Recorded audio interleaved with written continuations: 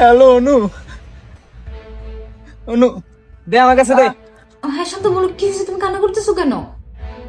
এই আমি শান্ত না, আরো 50,000 টাকা লাগবে, টাকাটা পাঠা। আপনি কে? আর আমি আপনার সাথে কেন কথা বলবো? শান্তর কাছে ফোনটা দেন। আরে আমি যেই হই, আরো 50,000 টাকা লাগবে, টাকাটা পাঠা। টাকা? আমি তো গতকালকেও টাকা পাঠালাম। আর এখন মানে কি?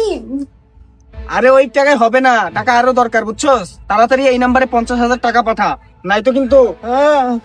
না না না, প্লিজ প্লিজ, ওর কোনো ক্ষতি করবেন না। টাকা লাগবে, আমি টাকা দিব। ওর কাছে ফোনটা দেন প্লিজ প্লিজ। হ্যাঁ নে কথা বল।